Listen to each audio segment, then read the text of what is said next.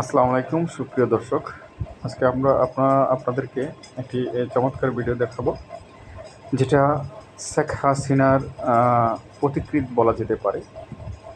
কারণ আমি এখন অবস্থান করছি শরীয়তপুরের জাজিরা পয়েন্টে। আমরা আজকে পদ্মা সেতু আপনাদেরকে দেখাবো, যে শেখ হাসিনা বাংলাদেশের জন্য কী ধরনের কর্মকাণ্ড করেছে, সেটা আপনারা যদি সরাসরি আসেন দেখতে পাবেন। যে রাস্তা, যে ঘাট, যে ব্রিজটা আপনি দেখতে পাচ্ছেন,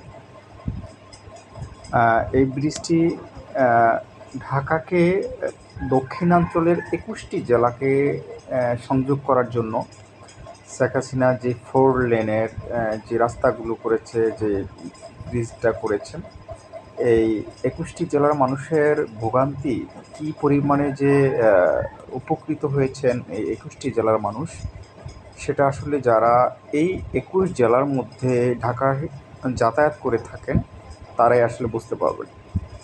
শেখ হাসিনার উন্নয়নের পথিকৃৎ এই পদ্মা সেতু, যেটা বাংলাদেশে কেউ কখনো পারবেও না এবং পারার স্বপ্নও দেখতে পারবে না, যেটা একমাত্র শেখ হাসিনা বাস্তবায়ন করে দেখিয়েছেন।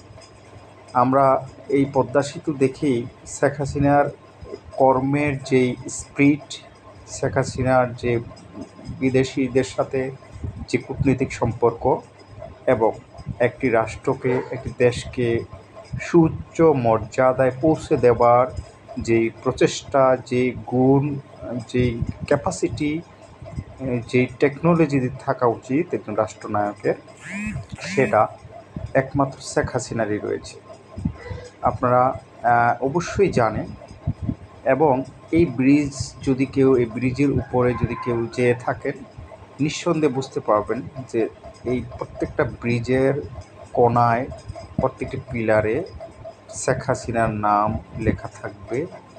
যতদিন এই ব্রিজ থাকবে, যতদিন এই বাংলাদেশের উন্নয়নের এই শেখ হাসিনার এই প্রতীকগুলো থাকবে। তাই আজকে আপনাদেরকে এই পদ্মা সেতু দেখাতে এসেছি। অবশ্যই আপনারা এই শেষ পর্যন্ত দেখবেন, আরও চমৎকার কিছু দৃশ্য রয়েছে।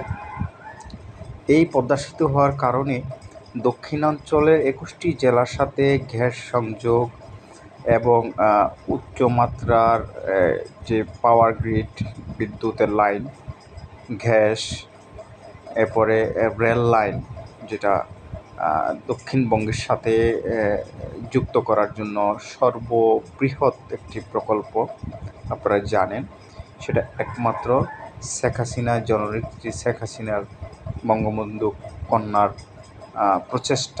একমাত্র প্রচেষ্টায় হয়েছে।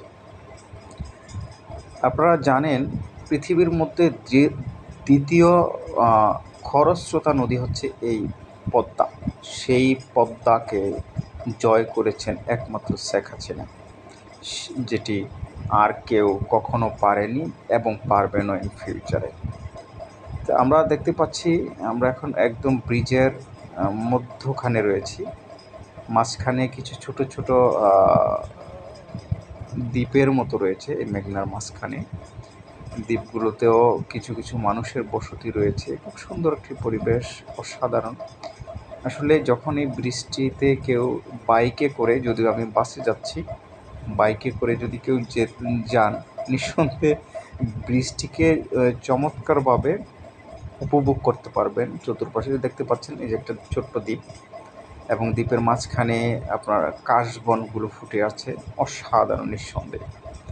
আসলে এই ব্রিজ না হলে আমরা এই প্রকৃতি, এই চমৎকার পরিবেশ আসলেই দেখতে পেতাম না।